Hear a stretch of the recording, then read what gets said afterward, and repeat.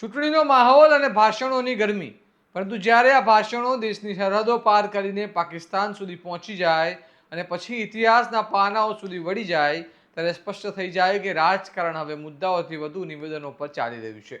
વાવ થરાદમાં હાલ કંઈ એવું જ દ્રશ્ય જોવા મળી રહ્યું છે, જ્યાં નેતાઓના શબ્દો જ રાજકીય તાપમાન વધારવાનું કામ કરી રહ્યા છે. શું છે સમગ્ર મામલો? આવો વિગતે વાત કરીએ આ અહેવાલમાં. નમસ્કાર, હું છું ચિરાગ વર્ષાબેન. આપ જોઈ રહ્યા છો સ્વમાન. સ્થાનિક સ્વરાજ્યની ચૂંટણી નજીક આવતા જ વાવ થરાદમાં રાજકીય ભાષણો હવે વધુ આક્રમક બનતા જઈ રહ્યા છે. કોંગ્રેસના નેતા ઠાકરસિંહ રબારી અને ભાજપના જિલ્લા પ્રમુખ નરેશ ઠાકોર વચ્ચે નિવેદનોની જંગ જામેલી છે અને બંને પક્ષોના ભાષણો સોશિયલ મીડિયા પર ઝડપથી વાયરલ થઈ રહ્યા છે. સૌપ્રથમ કોંગ્રેસના ઠાકરસિંહ રબારીએ ભાજપ પર સત્તાના દુરુપયોગના આક્ષેપો લગાવ્યા. ત્યારબાદ ભાજપના જિલ્લા પ્રમુખ નરેશ ઠાકોરે જવાબ આપતા કોંગ્રેસના નેતાઓ અને કાર્યકર્તાઓને લુખ્ખા તત્વો કહીને નિશાન બનાવ્યા. એટલું જ નહીં, તેમણે પોતાના ભાષણમાં પાકિસ્તાનનો પણ ઉલ્લેખ કરી દીધો, જેના કારણે રાજકીય માહોલ વધુ ગરમાયો. હવે ફરી એકવાર ઠાકરસિંહ રબારીએ પ્રતિક્રિયા આપતા ભાજપને સીધી ચેલેન્જ આપી છે. તેમણે કહ્યું કે આઝાદીના સમયમાં ભાજપ અથવા તેમની વિચારધારાનો એક પણ માણસ શહીદ થયો હોય તો તેઓ અને ગુલાબસિંહ ભાજપનો ખેસ પહેરવા તૈયાર છે. આ નિવેદન સાથે તેમણે ભાજપ અને નરેશ ઠાકોર પર વધુ આકરા આક્ષેપો કર્યા છે. સાંભળો ઠાકરસિંહ શું કહી રહ્યા છે. એનું કારણ કોણજી બી તમને કેવું છે. ચૂંટણીઓ આવશે ને જાશે, પણ બોલેલા શબ્દો જે ઘા છે ને એ ક્યારે રૂજાતા નથી. ભાજપના મહામંત્રી એમના જે વાણી વિલાસ કરી રહ્યા છે, એમને ઇતિહાસને ઢંઢોળી લેવો જોઈએ, ઇતિહાસ ચેક કરવો જોઈએ. તમને બધાને મારે શીતળા માતાની સાક્ષીએ પૂછવું છે, ગુજરાત રાજ્યમાં શ્રેષ્ઠ ધારાસભ્ય તરીકે, સારા ધારાસભ્ય તરીકે ભ્રષ્ટાચાર ના કર્યો હોય, વિસ્તારના લોકોને પોતાના ભગવાન માન્યા હોય, ગાડી લઈને જતા હોય તો માણસોને તો ગમે અહીંયા બેહારવાના, પણ કદાચ અમારા સમાજનો, માલધારી સમાજનો દીકરો બકરું લઈને જતો હોય તો કે બકરું ભરપૂર ગાડીમાં લઈ જો. એવા હેમાભાઈને રાષ્ટ્રપતિએ શ્રેષ્ઠ ધારાસભ્યનો એવોર્ડ આપ્યો. અને ભાજપના એ ગોડસેની વારસદારો, ભાજપના મહામંત્રીએ એમ કીધું, હેમાભાઈ ઉપર આક્ષેપ કર્યા. એ હેમાભાઈ ઉપર આક્ષેપ નથી, વાવ થરાદ જિલ્લા બનાસકાંઠાના તમામ સમાજો ઉપર આક્ષેપ છે.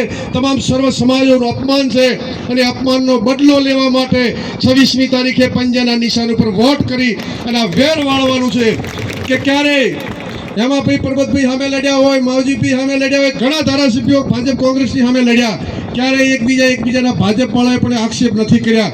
આવું નિર્મળ ગાંધીજી જેવું જીવન જીવતા હોય, તમામ સમાજો વચ્ચે ભાઈચારાની ભાવનાથી હેમાબા કાયમ જીવ્યા છે. તમને વિશ્વાસ છે ને? કાયમ તમે હેમાબાને માનો છો? કોઈનું ખોટું નથી કર્યું? તો શીતળા માની સાક્ષીએ બે હાથ અદર કરીને કહો કે જે કમલેશ આચાર્ય આક્ષેપ કર્યા છે એનો 26મી તારીખે બદલો લેવા માટે કોંગ્રેસના નિશાન ઉપર વોટ આપી અને હેમાબા વિશે અને ઓલા ભાઈ ભાજપના પ્રમુખ એમ કીધું કાલે વરેકા કે પાકિસ્તાનનો છોકરો ભટકે તો આતંકવાદી બને, અહીંનો યુવાન ભટકે તોય કોંગ્રેસમાં જાય. એટલે ભાઈ તમને ખબર જ નથી, તમારા બાપ દાદા કોંગ્રેસમાં હતા.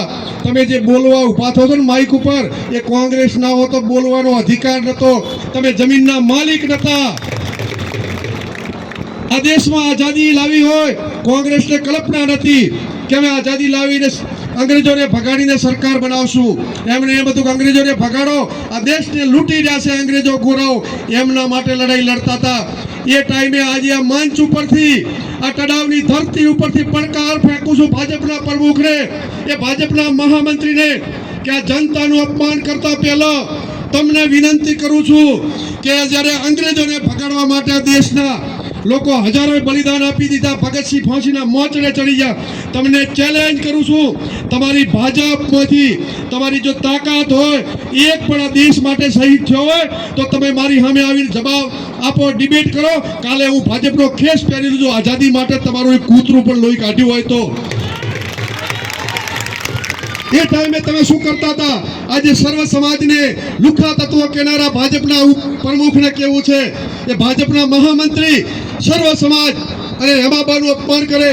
જે માણસ આખી જિંદગી ગાંધીજી જેમ ડીઆઈ ગાડી લઈને લોકોને લઈને ફર્યા હોય, તમારા વચ્ચે ભેખ ધારીને ફર્યા હોય, ક્યારે કોઈનું બુરું ના કર્યું હોય, અને છતાંય હેમાબા ચૂંટણી લડતા હોય, હેમાબાની હયાતીમાં તમારે કેવું હતું, જે માણસ સ્વર્ગ સત હોય, પૂજનીય હોય, એના ઉપર માણસ ગુજરી ગયા પછી તમે આક્ષેપો કરો, ફટ છે તમારી જનનારીને કે તમે આવા આક્ષેપ કરો છો. અને બે આગેવાનોને કહું છું કે આઝાદી જ્યારે ગોરો સામે આ દેશ લડતો હતો, ભાજપનો એક માણસ મર્યો હોય એવું તમે જાહેર કરો તો હું ગુલાબસિંહ બે ભાજપમાં આવતા રહો. તમે એ ટાઈમે અંગ્રેજોની દલાલી કરતા હતા, મોહમ્મદ અલી જીનાની સાથે સરકાર બનાવેલી, તમે એલા અમને ગોરો તમે બતાવો, તમે અંગ્રેજોની ઓલાદો છો, અંગ્રેજોના દલાલ હતા, અને એ લોકો આજે કોંગ્રેસને સંસ્કારો શીખવાડી રહ્યા છો. ત્યારે વિશેષ કેવું છે તમામ સમાજોને, પણ કોનજીભાઈ તમને વિનંતી કરું છું કે રાજપૂતાઈ હાવ જતી નથી રહી. 26મી તારીખે સર્વ સમાજ બદલો વાળવાનો છે, પણ વાવ થરાદ બનાસકાંઠાના તમામ રાજપૂતોને વિનંતી કરું છું કે હેમાબાનું જે અપમાન કર્યું છે એનો બદલો 26મી તારીખે કચકચાઈને વાળજો. અને હવે કોઈ રોકવા આવે ને તો ચિંતા ના કરતા, અમે બધા બેઠા છો, એને જે રીતે લડવું હોય લડવાની તૈયારી છે. પરંતુ તમામ સમાજોનું અપમાન કરનારા આવા લુખ્ખા તત્વોને, ભાજપના પ્રમુખ હોય કે ભાજપનો મહામંત્રી હોય, એને 26મી તારીખે પંજાના નિશાન ઉપર મતદાન કરી અને જવાબ આપવાનો છે કે તમે જે વાણી વિલાસ કરતા હતા, ધાનેરાના આગેવાનો કે દિયોદરના કે અમે પાઇપો કાપી નાખશું. એટલે ભાઈ અમારા જનતાના ટેક્સ ઉપર આ પાણીની પાઇપો ચાલે છે, અમે ડીઝલ ભરાવા જોઈએ ટેક્સ અમે ભરો છો, કે તમારા બાપની જાગીરી છે એટલે ખેડૂતોની પાઇપો કાપશો? એટલે તમને ખેડૂતોની પાઇપો કાપતો શરમ આપવી જોઈએ, અને તાકાત હોય તો કાપવા આવજો. પાઇપો પહેલા તમારા હાથ કપાઈ જાય છે. આ ખેડૂતો છે, જગતનો તાજ છે. ત્યારે આપ સૌ 26મી તારીખે સેધાભાઈની નીચે તાલુકા પંચાયત લડતા તમામ ઉમેદવારોને વિજય બનાવો એવી તમારી પાસે વિનંતી કરું છું. અને આ વખતે દુઃખી જોગા લોકો લોકશાહી તમે 30 વર્ષથી સરકાર ચલાવે, એટલે તમે કોણ અમે આ વિકાસ કર્યો, આ રોડ રસ્તા કર્યા, આ તળાવમાં પીએચસી દવાખાનું મંજૂર થયું, પાયા ખંદાઈ જાય ના મંજૂર કર્યું, તમે કયા મોટે વાતો કરો છો? તમે આ તળાવને તાલુકો બનાવ્યો હોત તો અમે તમારું સન્માન કરો, તળાવમાં માર્કેટ બનાવ્યું હોત તો તમારે કંઈ કરવું જ નથી.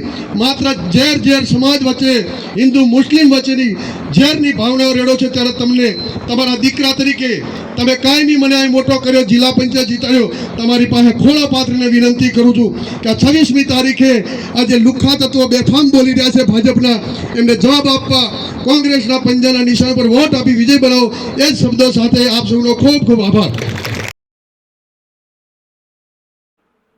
ઠાકરસિંહના આ નિવેદન બાદ હવે વાવ થરાદનું રાજકારણ વધુ તંગ બનવાની શક્યતાઓ વ્યક્ત થઈ રહી છે, કારણ કે મતદાનની તારીખ નજીક આવી રહી છે અને આચારસંહિતા પહેલા બંને પક્ષો વચ્ચે નિવેદનોની આ જંગ વધુ ઉગ્ર બની શકે છે.